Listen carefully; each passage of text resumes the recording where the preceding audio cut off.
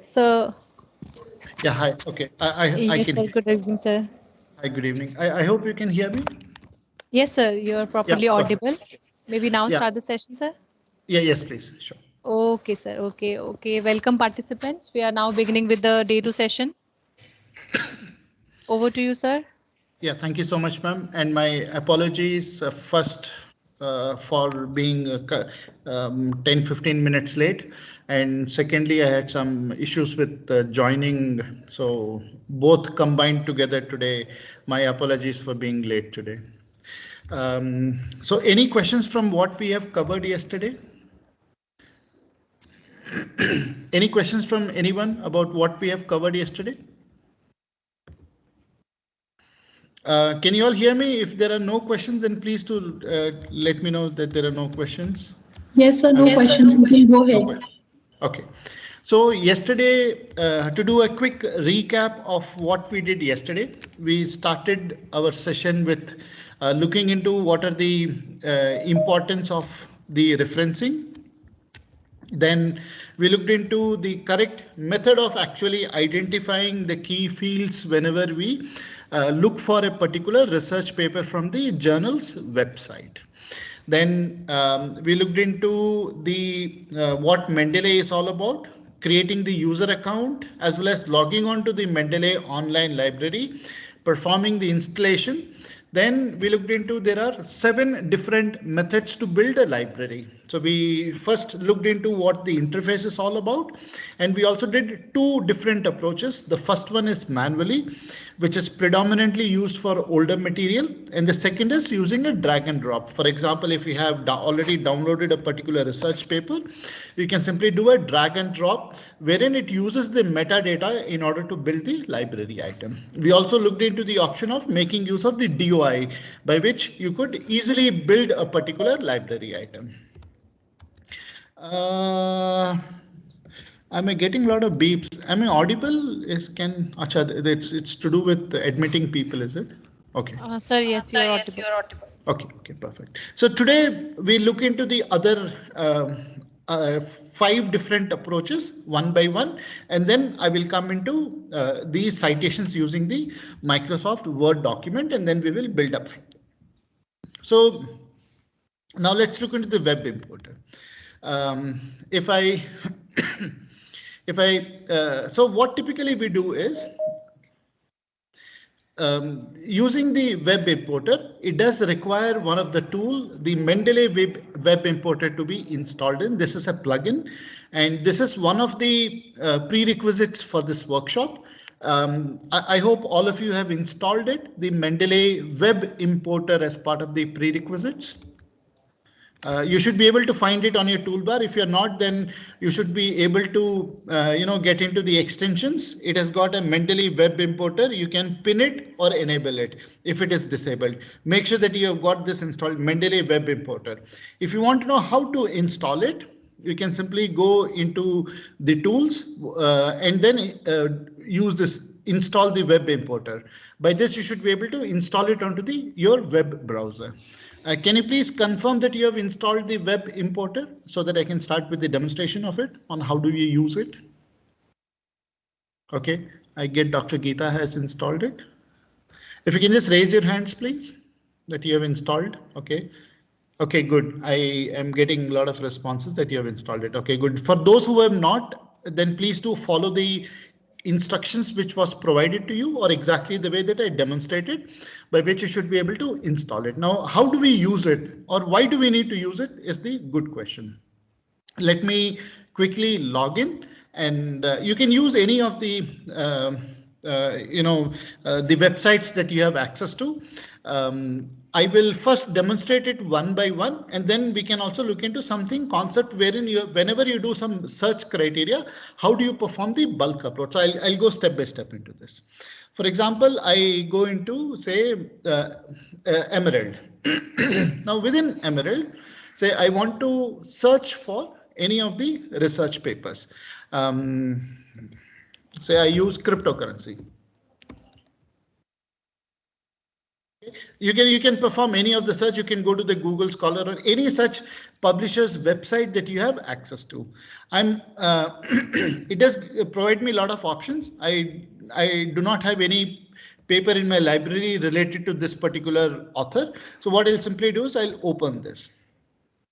Okay, now typically what we do is we would, download this on a particular folder or then do a drag and drop. Rather than doing all these steps, what we can do is make use of this particular web importer, and it does give a confirmation stating that yes, it has gotten access to this website. So it is a paper by Gary Love and Terence Tan for cryptocurrency. Is it a property? So what I do is I click on this. Now, as soon as I do this, for the very first time, it might ask you to sign in for the Mendeley web importer. If you have already signed in, it will quickly sign in and take you to that particular site. Otherwise, if you're doing it for the very first time after you have installed it, sign in. In the sign in, make sure that you use exactly the same user ID that you have used to create in Mendeley library. So in the cloud version that you have created yesterday, make sure that you use exactly the same. So now what you have the option is, in this drop down list box, you have got, all these that you can pick and choose for. I did something, created one yesterday as demo DIS. I'll choose this particular folder in which I want to save this file. What it does is it specifies the title of this journal, and then I can also view the PDF file. So rather than viewing, what I'll do is I will then, after I select a particular folder in which I want to save this, I click on add. So now it directly goes and adds on to my Mendeley library into the cloud version. So once it is done, you see you get a tick mark. It says that a PDF is added as well as the reference is also added. It could also happen that when you are searching for any of the research papers, you may not have access to that particular research paper, but still you can add on to the library with the citation details what it has on that particular website. If you have access to the PDF file, it will also add on to the PDF file. So both the options are available for. So once you have done it, what you can do is you can go to your library, come to mendeley.com. So in the library, if I'm doing a bit fast, then please do let me know. I can repeat it as well. Okay, the very first thing what you see here is Love, G and Tan. Cryptocurrency, is it property? And it talks about when was it added at 4:37 today. Okay, which is the time today. It's 16:38 at my place. So this has been added only now at 4:37. I can go back and verify this. So when I come into my desktop version for it, if I go into the same demo, okay, now this currently does not show because it is not yet synchronized with the library. So what you can do is you can always synchronize between the two. You'll find this kind of circular button in the library, in the cloud version. This one is, whereas similarly you have got something here. So when you click on this synchronization, what typically it does is from this system that you have in which you have installed, it actually connects with the cloud version and it synchronizes the contents between the two. When I say synchronization, any new additions, updates or deletes that you have done, whether it is from the local version or from the cloud version, both are being synchronized with each other so that it has a replica of it. So be very, very sure about wherever you are performing this replication so that you understand what you are exactly doing. So whatever I have a copy in my desktop is actually replicated with the cloud version. So now what you see here is a down, this kind of down arrow, which indicates that the access is available for this particular entry. If I click on this, it will get downloaded. So now I have all this information with me.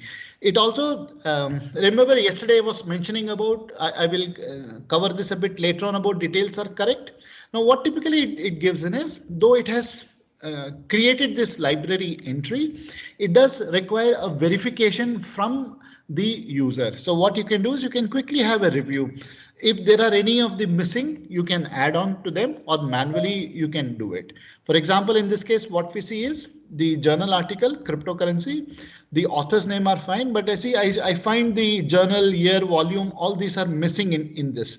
So there are two options now what is available for. So I will not simply click on this details are correct. Rather what I will do is I can either do a copy and paste from here, or for example, it is Journal of Investment Compliance. I can just make an entry by simply doing copy and paste by adding all this data. Or the other option that I mentioned in yesterday with the DOI, it has got this DOI number. Click on this lookup. Okay, it does this lookup and it'll update all of this. So as a scholar or as a whenever you are making use of this library item, it is always a good practice in order to check whether, that means you are manually checking whether the details are correct or not. This is always a good practice that you should follow as a scholar. So once you are happy with all of this, click on details are correct. So as soon as you do this details are correct, it actually gets removed from this needs review folder, and and this entry is now perfect for you. You can start making use of it. Okay, so this is about an individual research paper that we have used using the web importer. So this is an individual one. Similarly, we can also use something what is known as a bulk information. For example, you're using a Scopus or Web of Science or Science Direct, any of these that you could use in order to build up this. Now, how do we do that? I hope you all are familiar with Web of Science as well as Scopus database that you have. Yeah. A quick question. Are you familiar with Scopus, Web of Science databases? Yes, sir. Yes, sir. Yeah, and whenever you're using a systematic literature review or a meta-analysis, typically we give a query, and using the query result, it will return multiple research papers. For example, it could span across in thousands. Now imagine if you have to download each thousand of them and then add them manually. Rather than that, you could make use of such kind of tool which is available for. For example, I'll give you a quick one as one example with searching in a Scopus database. Something similar could be done with any other databases or with the publisher's website as well. So I will explain both. Okay. So for example, in the Scopus database, I can search within the Scopus with certain criteria. I use the same cryptocurrency. So it will give me a lot of results. How many? 4,593. This is quite huge. I can also make use of an intelligent search by using different Boolean conditions. For each of them, it does provide me the information. For example, this is an open access, which I should be able to easily add. It's published in 2022. I do not have something which is added to my library. I can always add on quickly onto this. So like this, it returns the results. Now what I see is how many, 20 of them. It also gives me an option by which I can look for, say, if my return results are say I can show 200 of them in one single page. Even that option is available within this. It's typically based upon how we are searching for, the type of results it gives in, and what the publisher's website provides this information. For example, if I go into, say, I use something similar in Emerald. With the same search condition, what it has shown is around greater than 1,000 results. But what I see here is how many? 10. I can go maximum up to 50 to be shown in one page. Whereas in case of Scopus, I do have an option wherein it can show 200 such results in this page. Okay, so it is typically based upon the type of publisher that we are using, and of course our search criteria as well. There are many other options what it provides. For example, instead of going through page by page, it also has an option wherein I can choose them. I can also export all this in a particular, say, a CSV see, it also gives me an option by which I can export or create bibliography. When I export, it gives various formats. I can use Mendeley, or I can use, say, RIS format, or I can use CSV or a BibTeX format. Any of these formats could be used in for, and I can do a selection about what sort of information do I want whenever I want to export it. So once I've done all of this, each of them would also give certain limitations. For example, in a CSV file, I can do up to 2000, whereas in a BibTeX, it might give. So it's typically, again, based upon the type of publisher's website that exists for. There are some differences between Web of Science, Scopus, Elsevier, and other type of journals, which could be, or publishers, which could be used in accordingly. So I can make use of this as well. So I will simply cancel it for the time being. Okay, now how do I save this? Is what I can do is, with this I can click on this.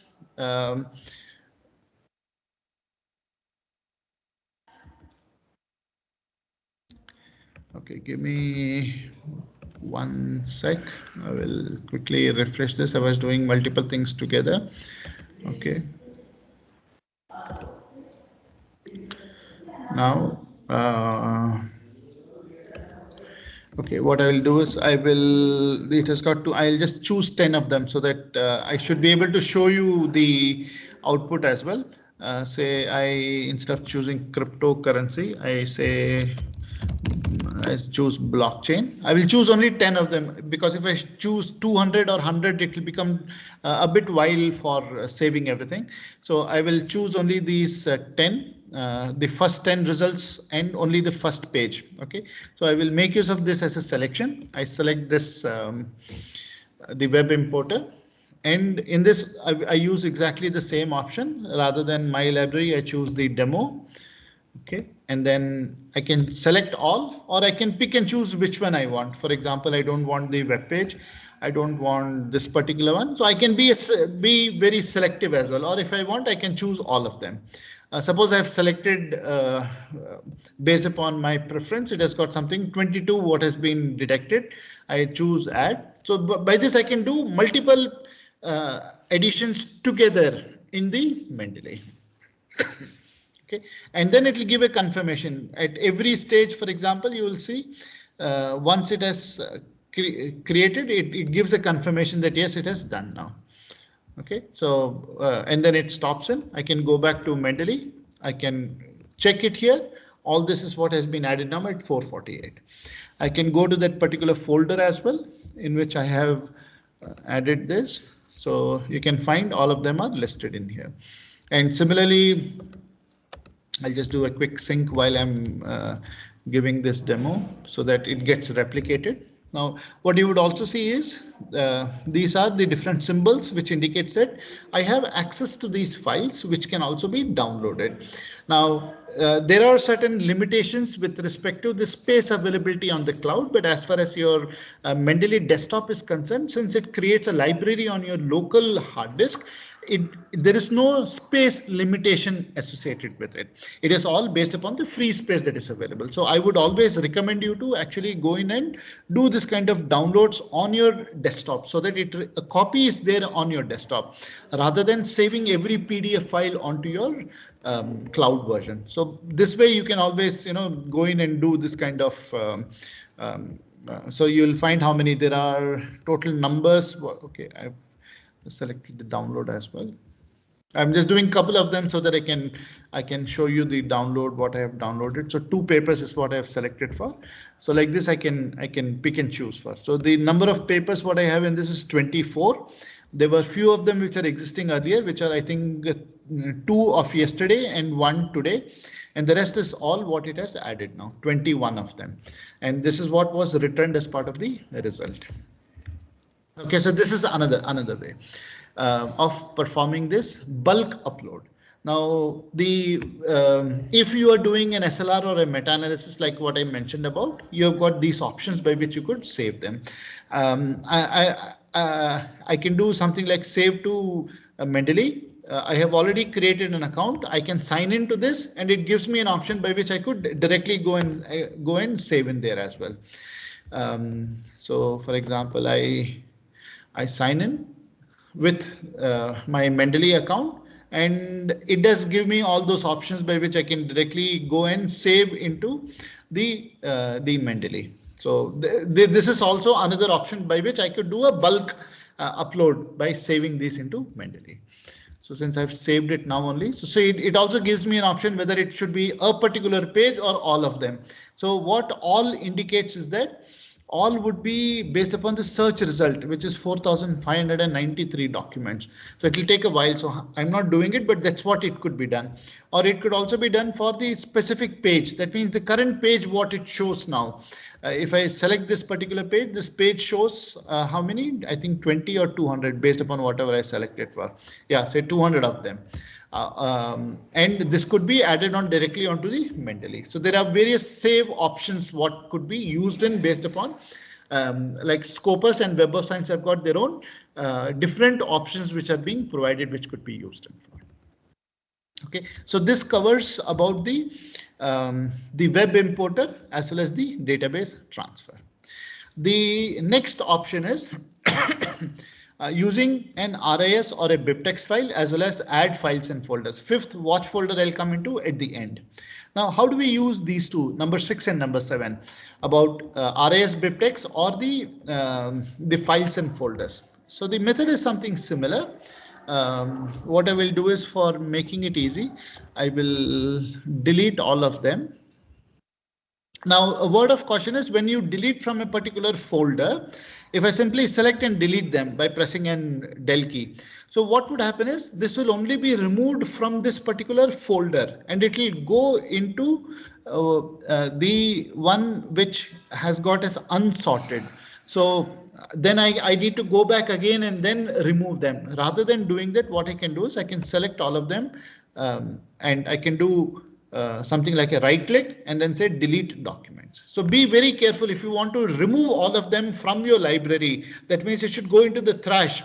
Make use of delete documents. As soon as you do this delete, if you go back here, similar to what you have as on your system as well, the recycle bin, similarly we have got the deleted documents. It actually goes in here. If you have deleted something by mistake, for example, you can simply put it back to that particular folder. Or if you're happy that you don't need any of them, you can always empty the recycle bin. Okay, I will say delete all of them by removing from this. If I go back to this folder, it's blank. Okay. The reason for doing this is so that I can demonstrate on these as well. Okay. Now for the adding files and folders is the first one. So how do you do that? Similar to what we have done as adding an entry manually, we could do as add files or add folders. I'll choose the first one as add files. So in this add files, what you could do is it's very much similar to what we have done yesterday about the drag and drop. So one option is whatever you have downloaded on your system. For example, I have some of these research papers that I have downloaded here, say on analytics. Okay, I've got this particular paper, predictive to prescriptive analytics. So I select this one and I choose open. So as soon as I do that, it gets added on. So either I do a drag and drop, it still uses the metadata, or I can do by simply going into add a particular file. When I do add file, I can also do multiple selection. So you can select a particular one. You can do multiple selection by using a control key or an alt key, or select all of them that exist for. I hope you are familiar with these Windows basics that you use with shift key and control key for multiple selections. And then you could add them. I'll just cancel it. The other option is I can also add a particular folder. So rather than doing file by file, if I have saved all my research papers in a particular folder, I can choose that. For example, I have saved my research papers, say in any of these folders. I won't be doing it now because my folders and subfolders contains large number of papers. So if I choose a particular one, say ANN is what I choose for. In that case, it also gives me an option whether I also want to import from the subfolders. A folder having subfolders, all that can also be added on together.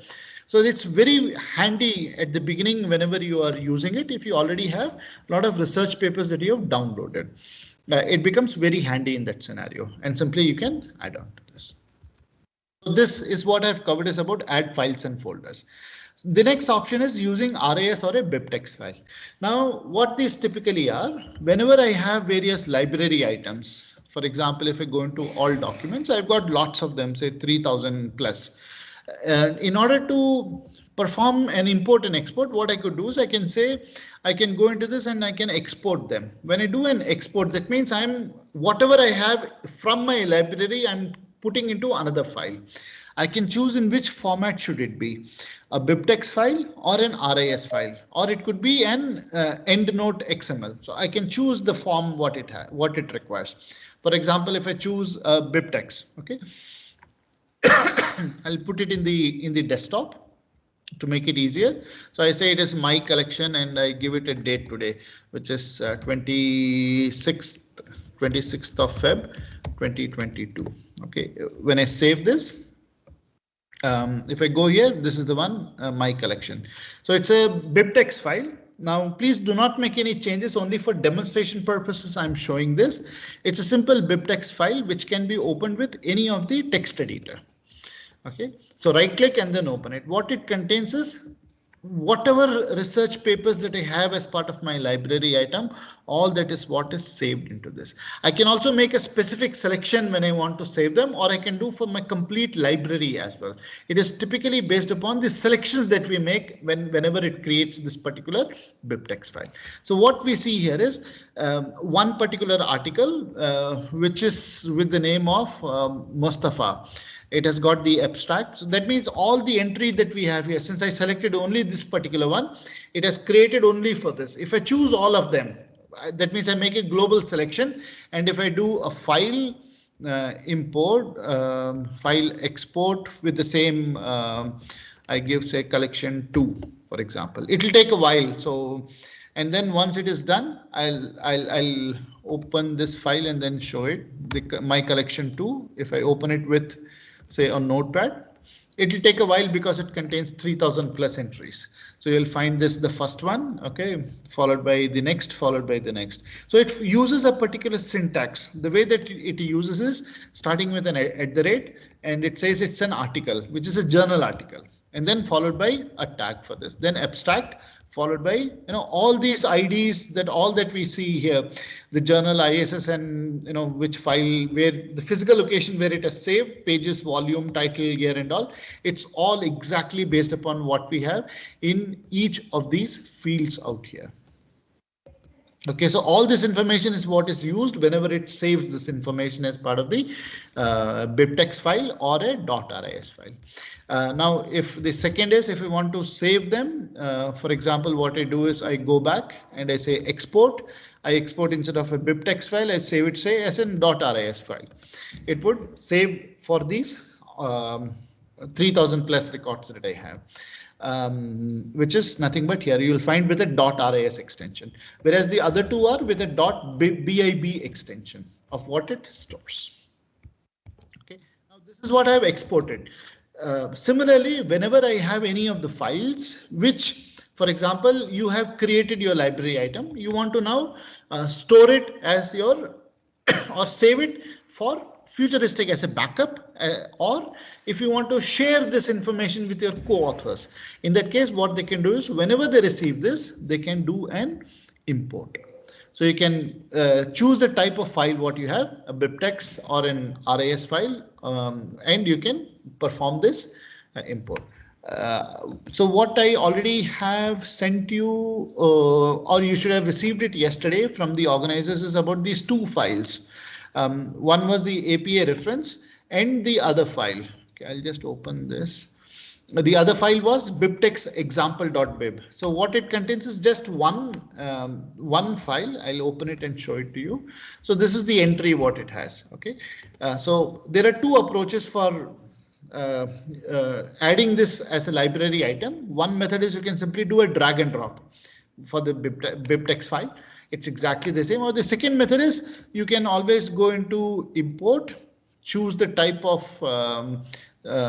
extension it is. Say it's a BibTeX. What I will do is I'll simply copy this path here and then go into what I have is this BibTeX example.bib. I choose open. Okay, so now it has added this with all the details exactly what I have as part of this particular entry. So if I open this with a notepad, so the information what it has, I can do a quick cross check. Okay, so it is this particular research paper of factors. Here you go, factors impacting mobile banking in India, and the volume, it says it is ahead of print with the year 2021. So all this information is actually added on into this with this DOI number. Now, the advantage with the DOI number is if you have this DOI, if there are updates to this, for example, the time when I created it was ahead of print, but it could have been printed now. For example, the volume number and all would have been allocated for this. I can go back and verify or validate by clicking on this. It will do all the updates in here. So it will check for all the information that is existing for, and it would create one entry into this. Okay, so that is about making use of this the RIS or a BibTeX file, wherein we can perform import and export. Import is to add on, export is to save it in a particular format of the file. So I've covered number 1 manually, number 2 database transfer, number 3 drag and drop, 4th as a web importer, number 6 for using the RIS and the BibTeX file, as well as 7th is to add files or folders. The last what I would be going through is this particular one, which is the watch folder. Very good feature into this. Now, what typically watch folder means is at various stages, we would be downloading the different research papers and putting it in a particular folder. Rather than remembering I should add on to Mendeley, I can tell Mendeley to watch for that particular folder. Whenever I have a new paper downloaded in that particular folder, it gets added on automatically. Now, how do I do that is for demonstration purposes, I will go and create one. For example, here I will create one folder in my desktop. I give it a name, say demo DIAS. I'll just give today's date, 26th of Feb 2022. Okay, now you'll find this folder to be empty. Now in Mendeley, I go into tools, options. Now you'll find the first tab page is what we have looked into yesterday about the details, what it shows if you want to make any selection. Similarly, file organizer I'll come into a bit later on. The third tab page is what is the watch folder. So wherein I can tell Mendeley it has to watch a particular folder. Whenever I add a new folder to a new file or a research paper to this particular folder, it gets added automatically to the Mendeley. So if I go to my desktop, I created one. If I go to the desktop, I created one now as demo. Okay, I will select this. When I put a tick mark as a selection, so it knows now this is what is a watch. It has to watch for this. I select apply and OK. Okay. Now refer back. So if I go into here, what I do is I have already done some, various search conditions. For example, I had something here. Okay, for this blockchain, say this is October 2019. Okay, no, I don't have an access to this paper. I will open the one. Okay, this is an open access 2017, or I'll pick up something which is of latest one. Say, let me choose.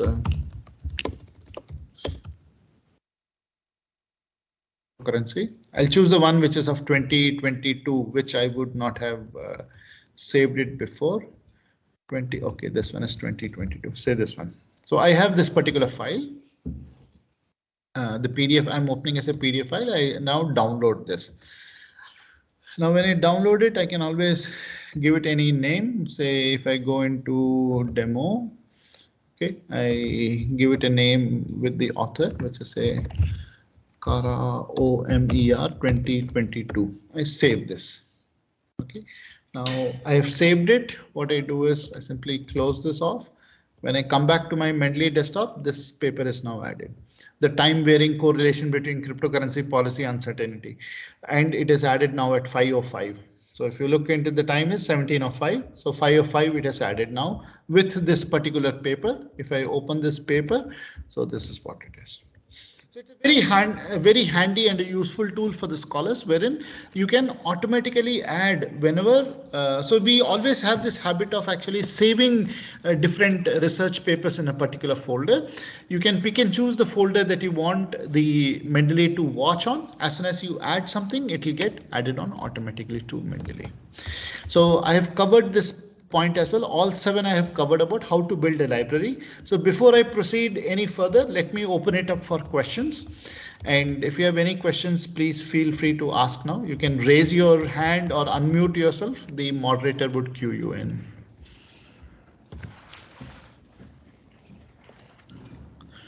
Okay, any questions? Dr. Geeta or Arvinder Singh, I see your hands raised. Do you have a question?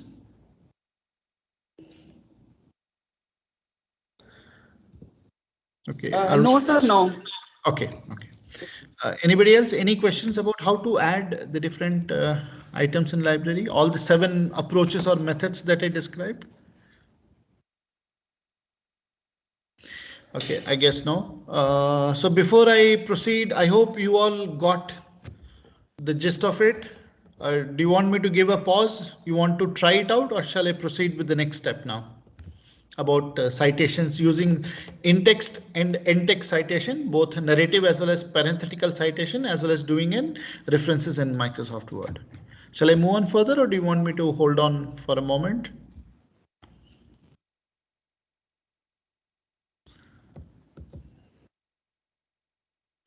Dr. Kavita? Yes, sir. Shall I move on, or do you want me to give a pause? Yes, sir. We can move on further. We can move on. Okay, perfect.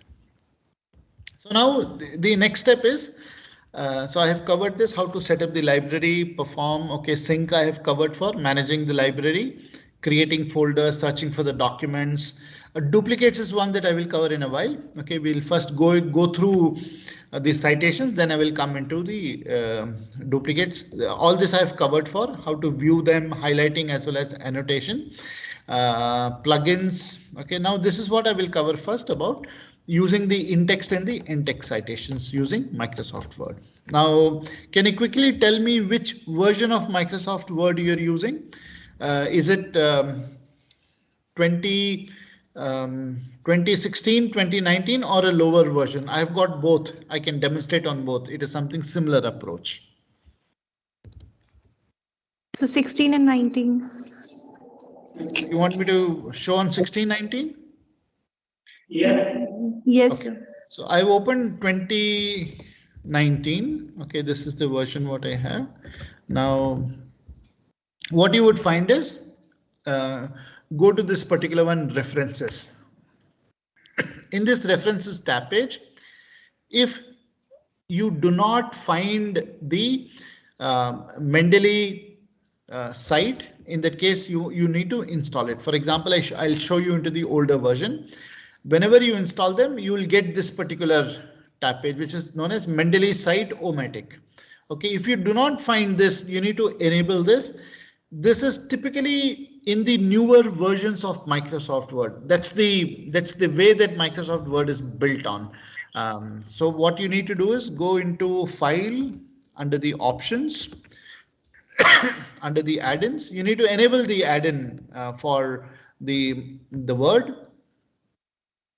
Okay, you'll find this and then say add, and no, it's already there. I choose OK. You should be able to find this. I say enable. I hope you all got it, or do you want me to repeat these steps? I'll choose APA 7th edition. Okay. Yeah. Did you all get this, or do you want me to repeat or go slow?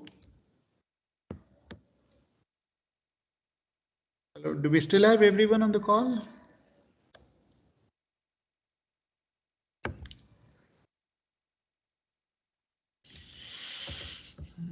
Dr. Kavita?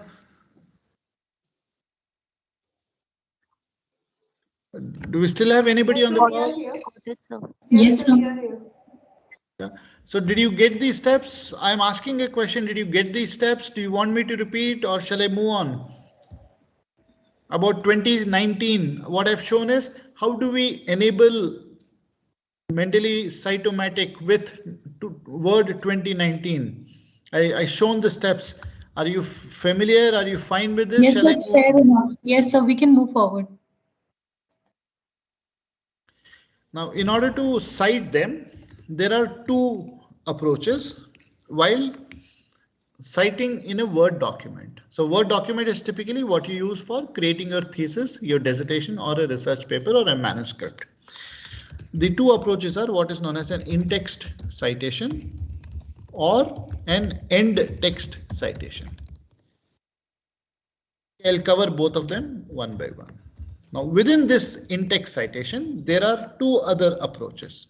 What we call it as narrative as well as parenthetical citation.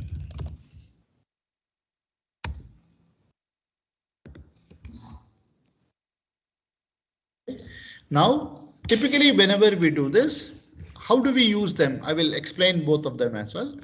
So whenever I want to cite them, I write something, a sentence, for example, in the introduction or a literature review or my results methodology or different hypotheses that I define for different factors.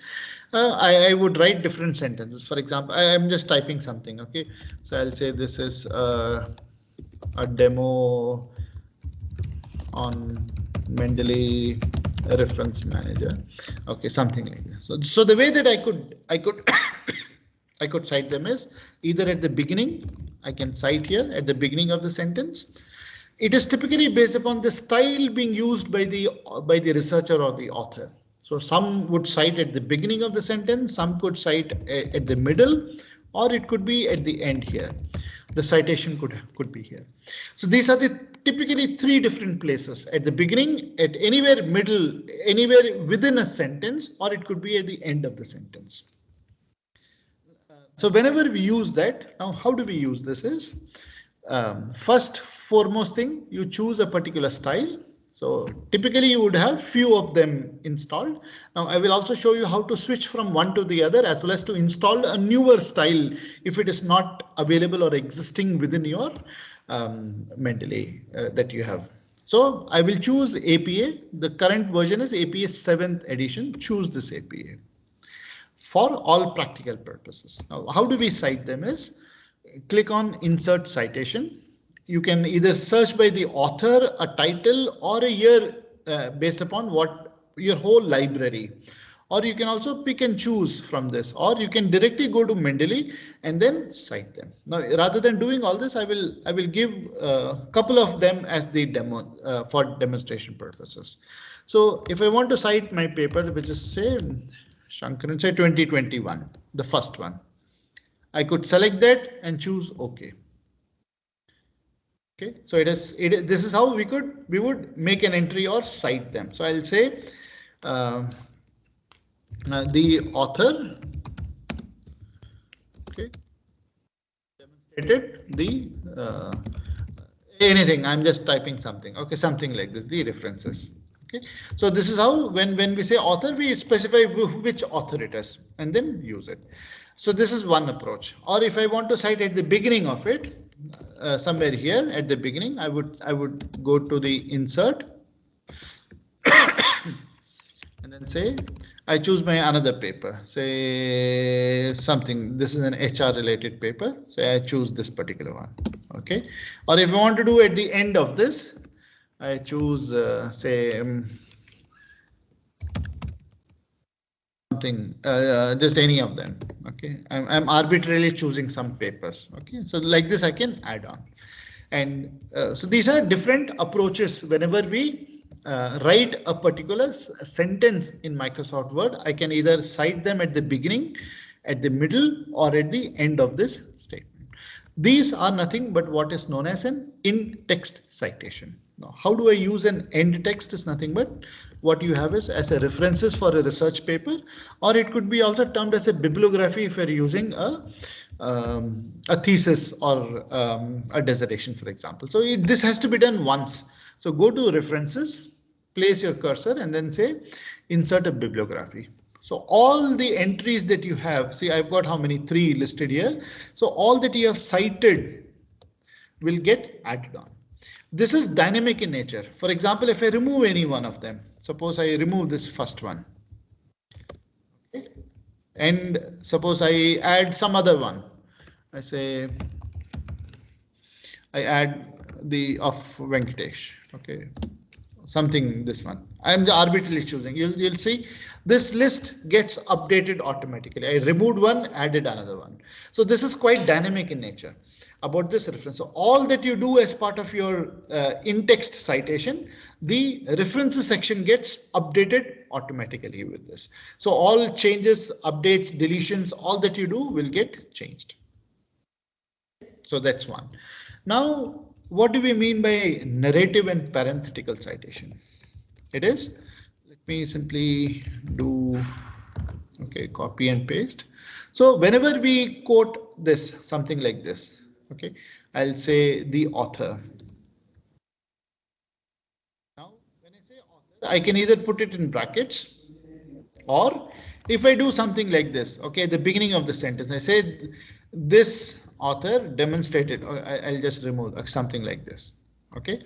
Now, in this scenario, what would happen is if I do something like this and complete my sentence, okay, something I have got. So this is an incorrect way of writing it, because the way that it is required as per APA format is it should be in brackets, okay, with AND and this bracket. Now, this is the correct approach of writing a particular citation as part of the document. If you're not familiar which one to use, how to use, I would always recommend you to refer to the APA manual. APA manual has got all details to in order to make sure that you correctly identify the citation to be used as part of your manuscript. So once I make this change, whenever I move outside this range, when I say the range is nothing but what it has, this highlighted one.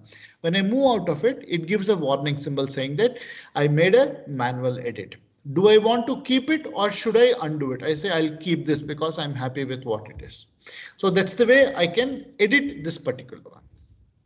Now, a word of caution is whenever you're performing these kind of changes, this would never get updated because we have already done a manual change or manual edit into this. Now, what does it mean?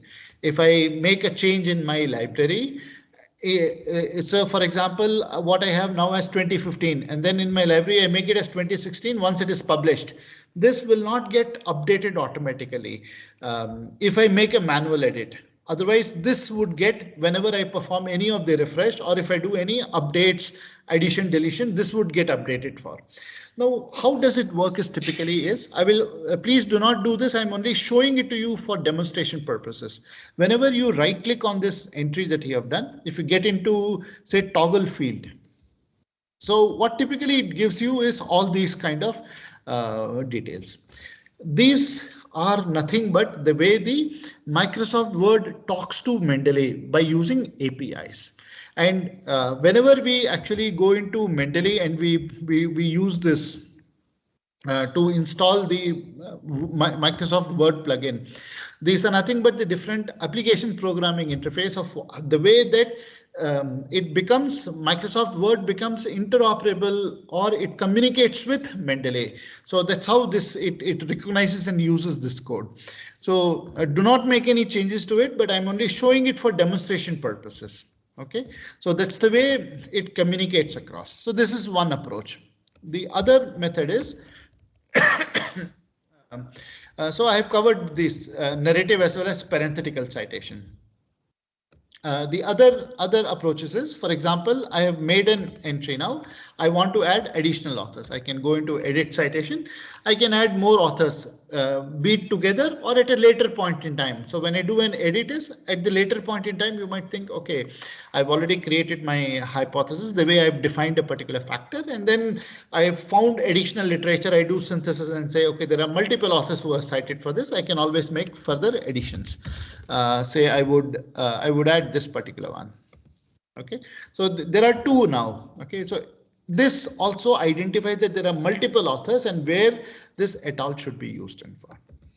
Okay, the other option is, for example, whenever I write something, okay, there are various places when we would always do a lot of edits of our text. We could, for example, I add something here.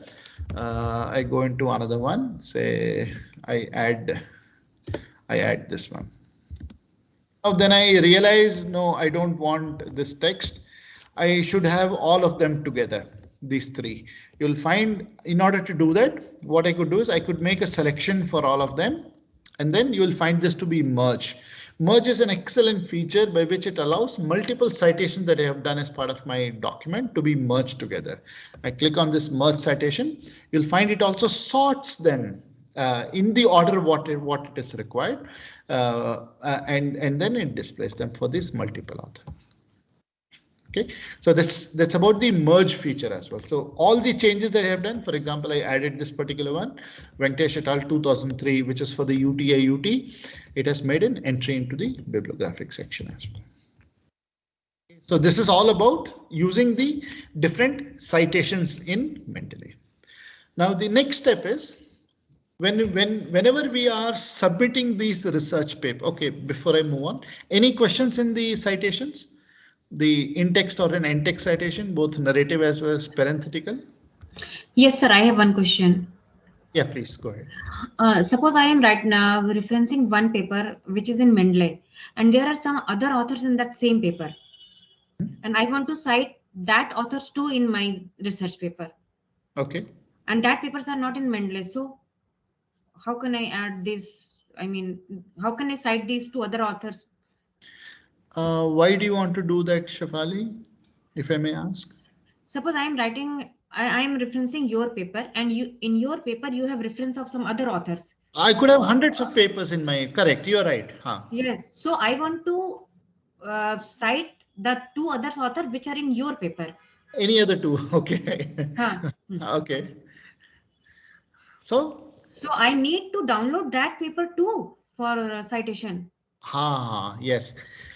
Any paper that you want to cite in Microsoft Word, you must have it as a library item. Okay. But suppose they are not, a PDF format is not available, something like that. That's fine. You can always make an entry to it.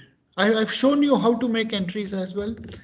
I've demonstrated various methods. For example, you're talking about you don't have access to it, right? Right. Yeah. Okay. Now let me show you that. For example, I will close all this. I will go into something in which I don't have access to. Say I go to any of them. Say no, it should be sciencedirect.com. Okay. Now I have not logged in. Okay. Okay. I search for something, say marketing analytics. Okay. I search for papers related to this. I'll just choose any one of them. Okay, the first one. You see, I don't have access to it. Okay, now how should I add this to Mendeley? One method is I can when I open this file, it will show me that I do not have access. I should access through institution. It does show a PDF, but I do not have access to it. This is a good research from Journal of Business Research, which is recent 122. How do I add this now? There are multiple approaches. So the easiest is you can simply do add to Mendeley, or go to the site. You can look in for the different citation style. You can save it as a RAS file or a BibTeX file and then use it. You can use either of the, or you can use from here.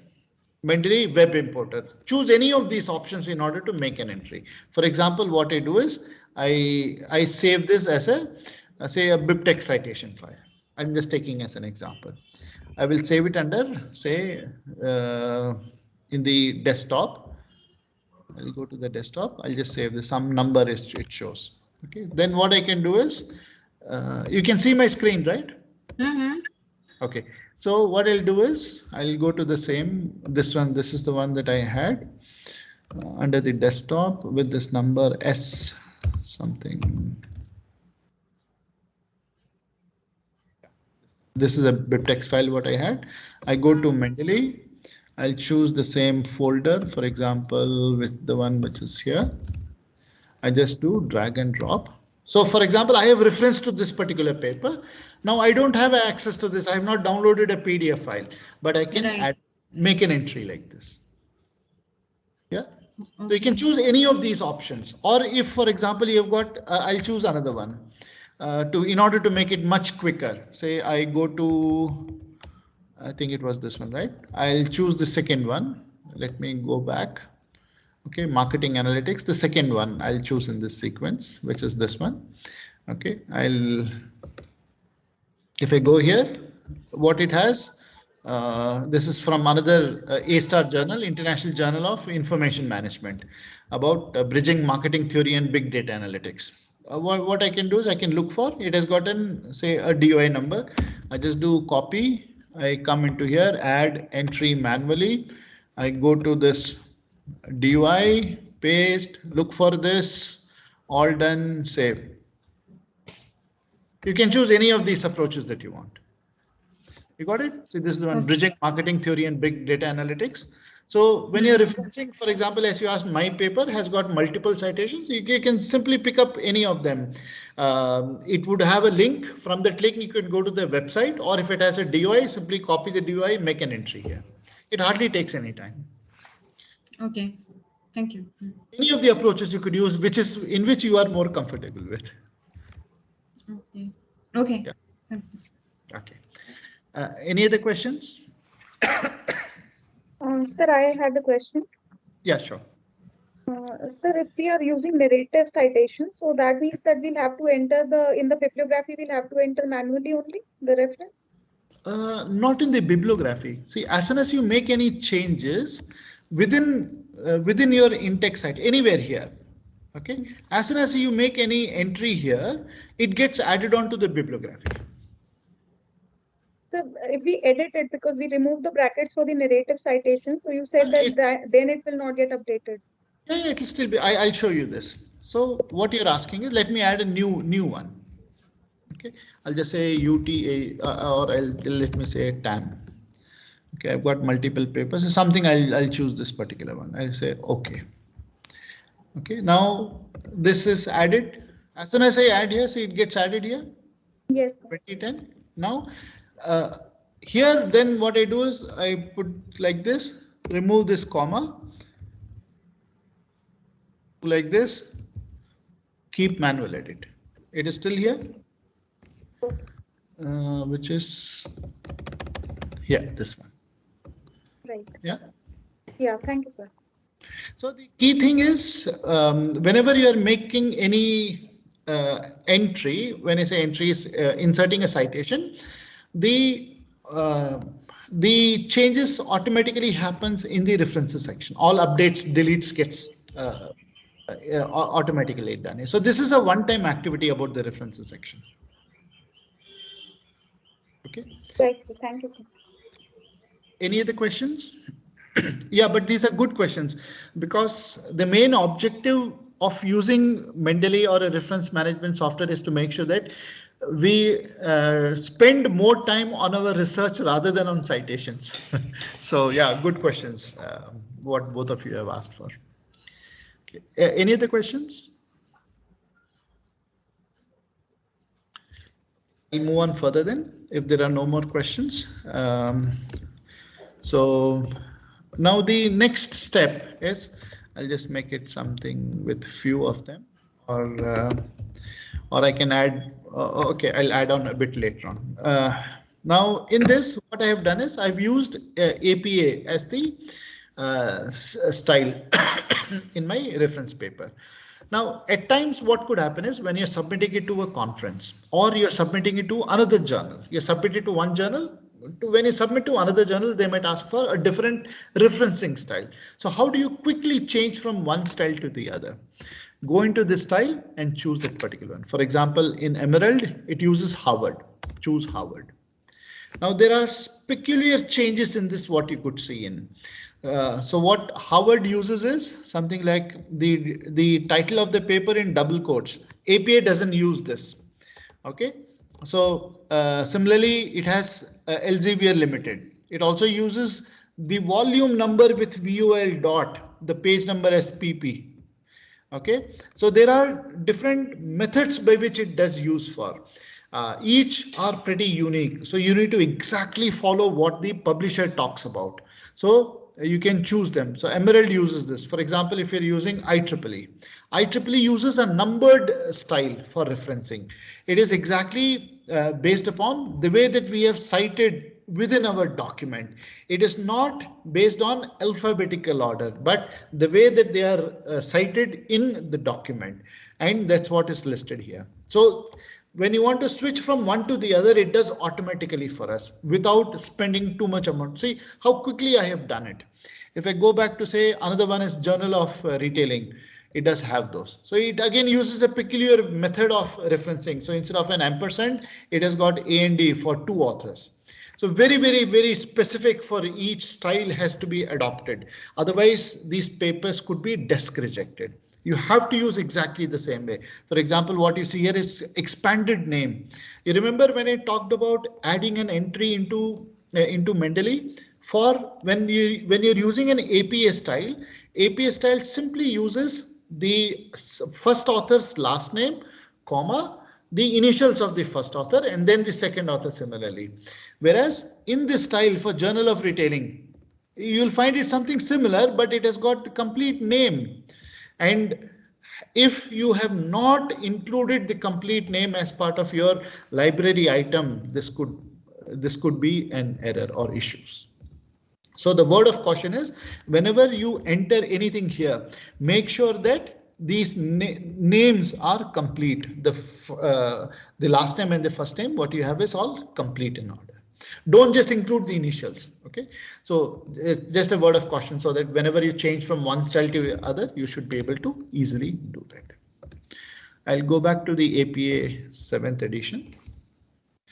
OK, so now the next step is how do we install a particular style and make use of it. So I've got few of them here which are already installed. If you see very less numbers, don't worry about it. Since you've installed Mendeley for the very first time, you might see only a few of them. So in order to do that, go to the view menu option, and then you will find the citation style. These are all the listed styles what it has. You can go into more styles. It will open up another dialog box which says the number of styles which are installed. Since I keep working on various research papers, I've got lots of them which are installed in. And similarly, I'll show you one of them to add on and how do we do that. So there are multiple ones what we see here. You can also get more styles. If you know which style it is, you can type in the name, or if you've got a URL, lot of websites do give this URL for the style with a .css as the file name. You can simply give in the link and click on the download. It will download it for you. Now, how do we get more styles? Say I want one for decision support systems. This is an A* journal. I do not have this installed. So I can simply type in the name of the journal and click on install. OK, it gives me confirmation installed. If I go into this tab page of installed, I could find the decision support sciences now. Now, how do I use it in my research paper? I go here. OK, if I don't find it listed, I can use more styles. I can directly go in here. I say I should use decision support, use the style, done. OK, you see here, it's also a numbered style. I can quickly switch from one type of format to the other format. Now, even within this numbered style, it has a specified way by which it actually cites or quotes the author's first name and the last name. So be very, very specific about the type of journals that you're choosing in for where you want to. So this gives an option by which you should be able to look for the different citation style and then install them as part of your system. Okay, so all these. So there are plenty. If you don't find all of them, don't worry. You can look for based upon a particular journal, or you can go to that particular website of the journal and then do it. For example, I'll show you one more. Let me take this as an example, International Journal of Information Management. When I click on this link, it actually goes in here. Okay, in each of them, you would find something known as Guide for Authors.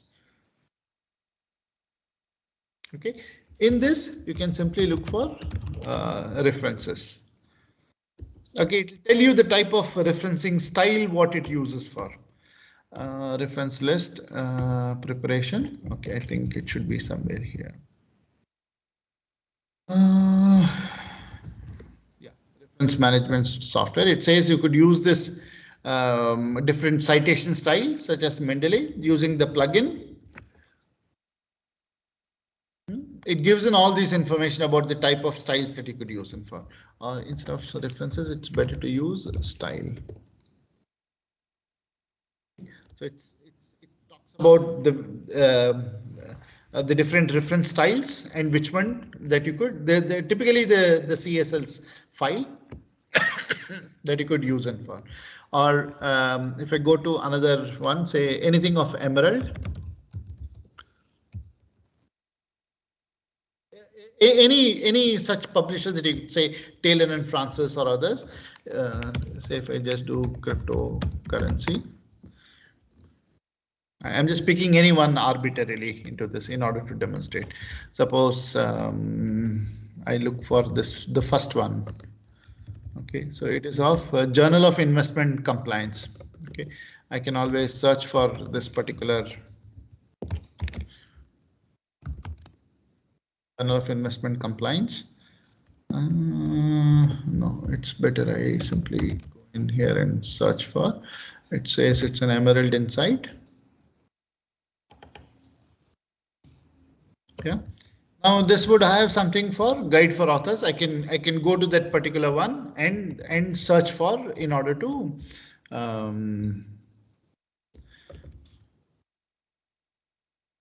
look for this. Or what I could also do is I can come in here, go under citation styles. I can see whether they are providing any one of them for this specific. No, it doesn't have one for Journal of, what was it, investment. Doesn't have anything specific for Journal for Investment. Most of these journal uses, most of the Emerald journal uses the Harvard style. I think they should have somewhere listed here as part of their Guide for Authors. Where do I find the information about these are the subjects, issues.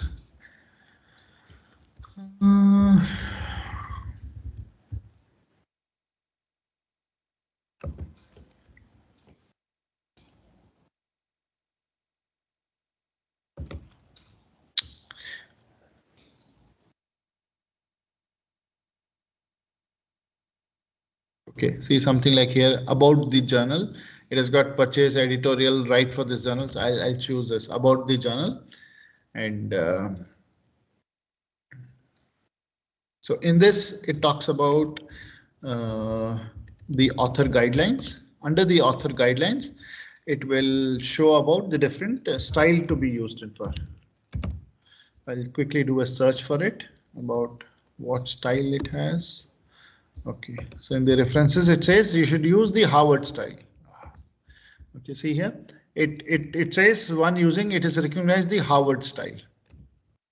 Okay, so and that's what is the Harvard style Emerald has adopted for. So this is the style that you should be using for Emerald Harvard referencing style. If you don't have it, you need to install it once, which is applicable for most of the Emerald type of journals. And that's what we see here. Emerald Harvard. Now Harvard style is a different one. For example, if I go into here, I could find one as Harvard style as well. Okay, whereas this one is specific for Emerald Harvard. So you need to be very, very specific on which one that you want to choose or use as part of your study. So if you're using anything in the Emerald journals, make sure that you choose a style which is Emerald Harvard. Okay. So this is all about the different citation styles. How do you install them? How do you look for them and use them as part of your manuscript? So I'll take a quick pause if you've got any questions related to these styles. Yes, sir. One question. Yeah, sure. Yeah, please. Sir, Mendeley only changes the reference style of the citation, or it will change the whole writing pattern of the paper or thesis? What do you mean by writing pattern? Like Mendeley changes the reference style, the way it is required by the journal, right? Correct. Will it change the writing style of the whole paper? Like I am writing in AP format with 12 point Times New Roman. What I am asking? You're talking about within the document text here, for example, or is it here? The text. Like I am writing a paper for one journal, and the requirement is Times New Roman .12, and that We'll change paper is everything as Times New Roman. Okay, Times New Roman and font size 12. Times New Roman, and I'll make it as 12. Okay, done. Yeah. And the another paper requirement is something different, not that is Times New Roman, something else it's required. Will Mendeley change that too? No. Mendeley will change only for these, what you have. References, right? Correct. In these references, not, for example, what I have is the author, which is in Times New Roman 12, that it won't change for. That's what I'm asking. It will change only these, okay? And also, whenever you are in these references, okay, in certain style, it requires the the journal to be in italics. In certain cases, does not require it to be in italics.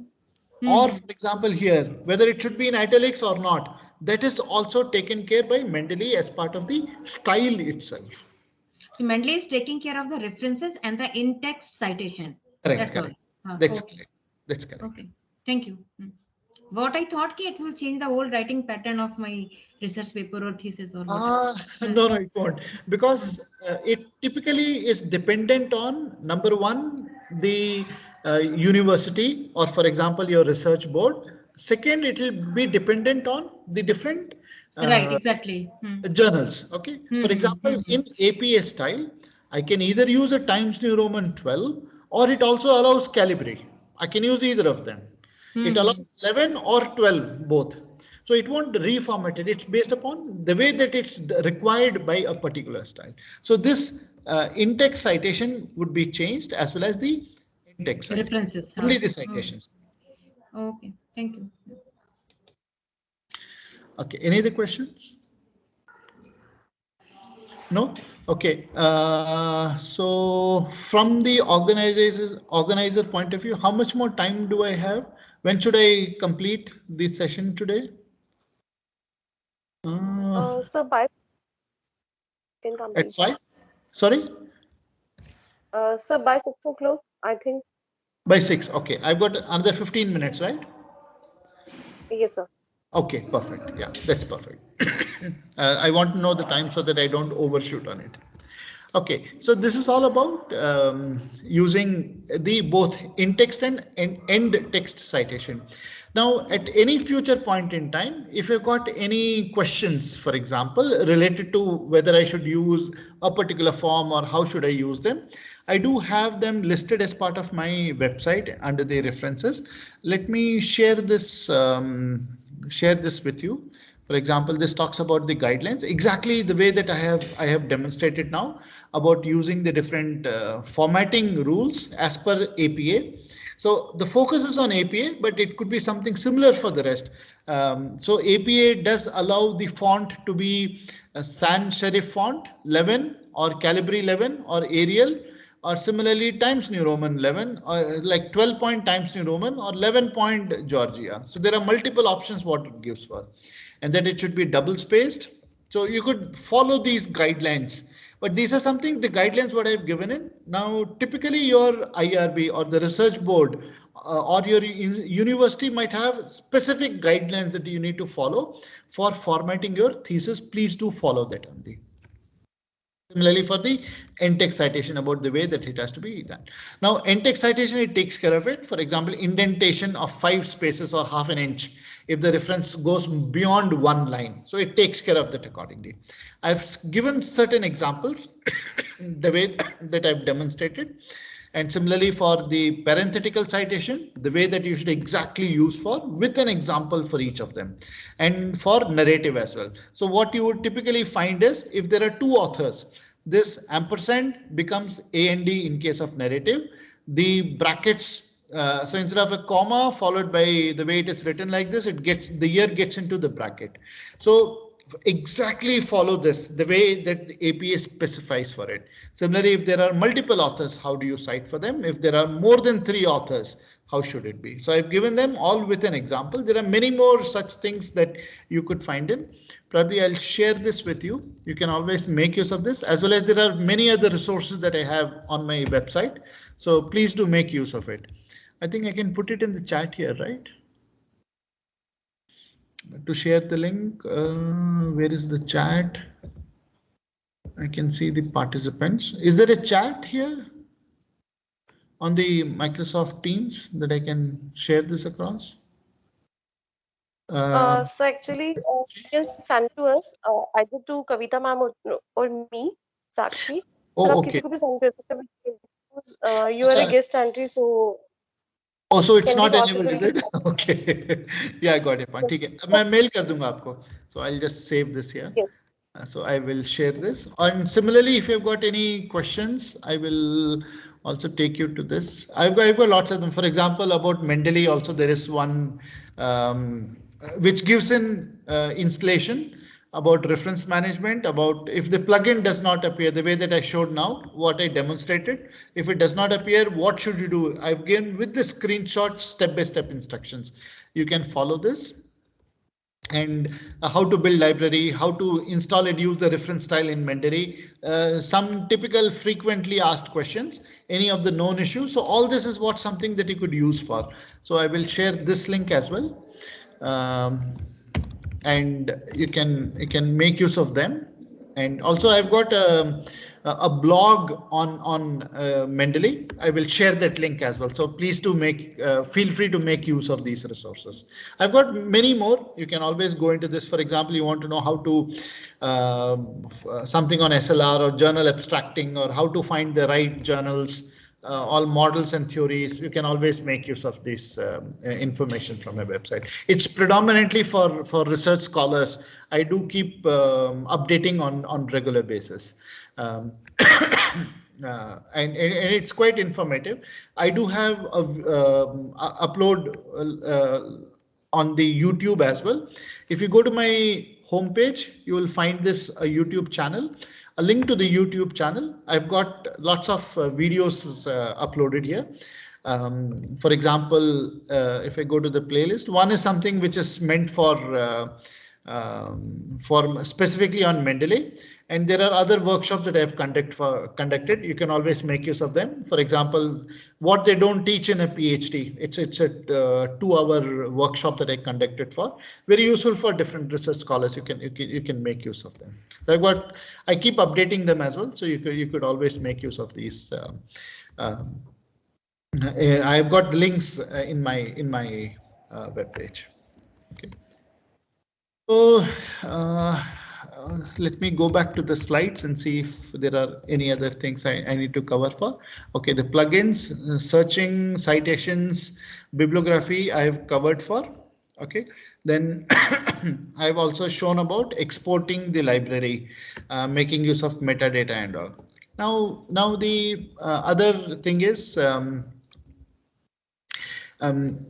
while working with the tool, at times it could happen that if you want to save, for example, if you are anybody a research scholar in this group, if you are, yes, sir. Yes, sir. oh, lots of them are there. Okay. So typically, as a research scholar, what would happen is the completion of a PhD takes time. For example, 3 years, 4 years, and all. So at various times, you take a backup of it. So what you could do is, in order to make sure that you do not lose any of the data, it's a good practice to take backup. The periodicity of how often you want to take is totally dependent on you. For example, you can take every month or every 2 months or every quarter, for example, and you can store it in another place. Nowadays, it's very cheap as well to get a USB drive. You can always save them. So how do you use for Mendeley is everything that you have created, that means these folders, all that you have done as part of your Mendeley library is stored in a particular folder. So what you do is, if you if you go into the documents, you'll find a file by the name library.bib. So whenever you make any changes to your library, it actually creates this. It's a BibTeX file with the extension of BIB. It's a BibTeX file. So you'll find the last update I did was today, which is 26th of Feb 1740, wherein I added some of the documents and all. 1740 of today, it shows the file. So how do I take a backup? I simply copy this. Okay, copy this file. You don't have to do anything else, just copy the file and then put it in a folder. Say I created a folder today. I'll just paste it here. I paste it here. I also give it a name, say today's date 2022-02-26th. Okay, that's all. So now a copy is created. It's not too huge. If you see this, it's only 5 MB in size. 5 MB is very, very useful. That means your whole library is actually created in this. You can also open it. I will not recommend you to open it because it does use a particular syntax or a grammar. You should know exactly what you are doing. So please do not make any changes to this. Use it only as a backup. So how do you use it? Exactly the way that I showed you the BibTeX file. You see this? All these entries are listed here. The complete one. Okay. So that means what I see here as 3000 something, right? All these 3178, all these are actually entered into this particular BibTeX file. You can easily save this. And once, in case you have to rebuild, for example, you move from one system to another, your laptop broke. You bought a new laptop. You can't be creating everything again. So this could act very handy. Or if your system went corrupt, or if your cloud version went corrupt and you want to build, you will not know which one, how, and why should you be doing it. So rather than spending too much amount of time, I would strongly recommend that it's a good practice to always take a backup of it. It's a very small file, 5 MB in size. Now, how do you add them is, you just do a copy and paste in a separate folder. In order to bring it, if for example my whole library went off, I just need to come into an export and choose this BibTeX file, or just do a drag and drop into this. That's all you need to do. It will build the whole library. So within few minutes, your library is built with this file. So always make it a good practice in order to take a backup of the library. Okay, so that's number one. And the other good approaches are, if you go into this option, your watch folder, I'll remove this. I don't need to watch this folder again. Let me uncheck this.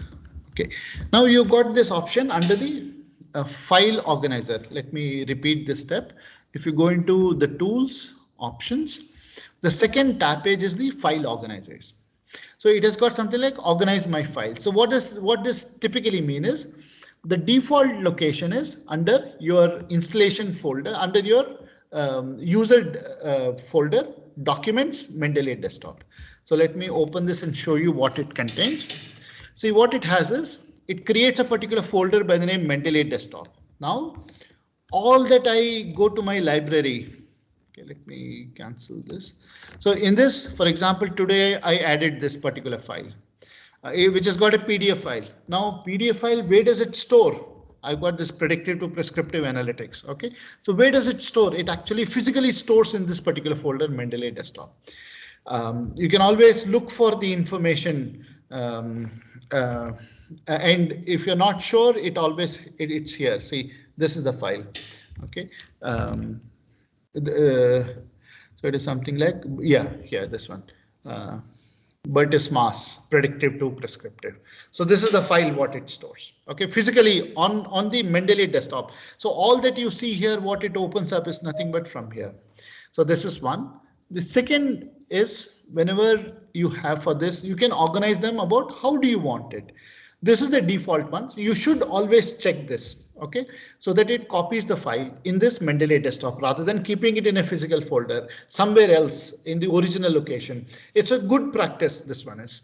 And then if you want to sort them, some users might have a preference, they would do it. For example, you want to sort them into subfolders, you can always do that, or rename the document. I typically don't use it. I use only the first one to organize. But if you want, you can always do so. It will have multiple subfolders created for, or it will rename the document based upon the journal, and or how do you want that to be renamed can also be specified and identified by the user. So these are all user configurable options. Okay, so again, this is a good practice that you should follow by ensuring that all this information is actually stored under the Mendeley desktop folder in your hard disk. So it contains something, so many items what it has for the different papers that I have saved as part of it. Okay. Okay, I think I have covered most of the options here. Okay, yeah, duplicate is the one which is left out. I'll quickly cover this. I'm conscious of the time. We've got another 4 minutes. There is another very good option in Mendeley. Now, whenever we keep adding on different papers, or if we do some import exports and all, we create multiple library items. So the option what it has is something to check for duplicates. So if you have duplicate entry, I can go into all documents is the best, because this is at the hierarchy, the top in the hierarchy, and I click on this check for duplicates. Then it gives me the complete, it scans the complete library and it says there are 82 sets of duplicates found, which has got total 167 entries of 82 sets. That means in some case it might be 2, in some case it might be 3 or 4 as well. It has found those duplicates and it gives a confidence. So what we see here in this kind of bar, it is very high confidence. That means I've got exactly 2 entries with the same thing. It is a very high confidence. Now, how do I know that is? I can simply, double click on this small triangle, what I see on the left hand side. It will open up. So the difference between the two is one has a PDF, the second doesn't have a PDF. Otherwise, the entries are same. That's why it shows very high confidence. If I scroll down, for example, at the end of it, you'll find this particular one in which, though it has a PDF, the confidence is very less. It's around 50–60%. Okay, it shows the similarity. So that means within these two, I can then go back and then verify whether they are, what kind of changes it has, and then I can merge them based upon the confidence level. If it is a very high, for example, this one, I just choose, say, okay, this is fine. I say confirm merge. If I have got these duplicates, that's all I need to do. So all multiple entries that I have could be removed easily. And it says what it has merged together. Again, very useful feature of Mendeley. Okay, so I think I will stop here and open it up for if you have any questions, and then we can wind up the call for the day. Any questions from what I have covered in for Mendeley? Anything on references, citations, or using the Mendeley?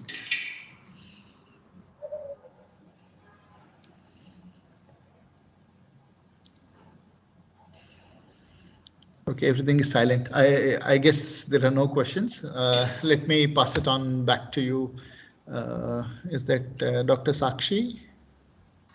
Yes, sir, I'm there. Yeah. So now we have to wind up. Then. Yes, please. Good morning.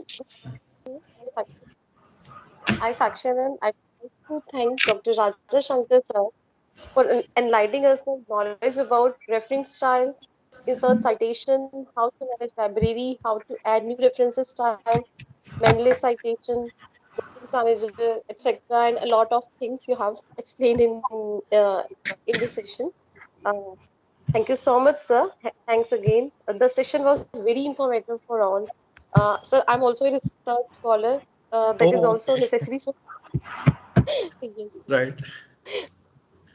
Thank you so much, sir, for enlightening us. Thank you so much for being there. And obviously, I'm sure that we all will be very much helped by your website because it will Oh yeah, give insight on our research for future right, right. prospects. Yeah, please do make best use of it and the videos and any of my forthcoming workshops. I do conduct workshops on multiple areas, multiple Yes, I domains. followed you on LinkedIn so that I can get Oh, the okay. links. Yes. Okay, that's good. That's good. Yeah. I hope the workshop was useful to all of you. And as I said, please do make best use of it. My objective is to make sure that the right tools are being used by all the research scholars, and the journey should be smooth enough. Because I have also gone through this journey. I understand the kind of bottlenecks that exist, the kind of challenges that we face.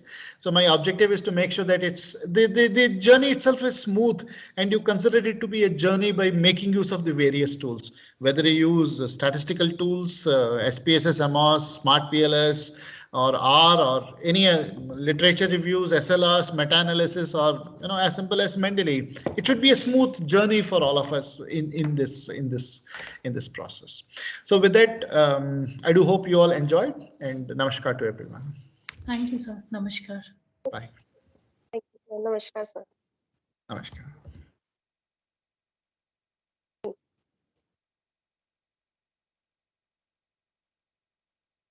Thank you so much, participants. Now you can leave the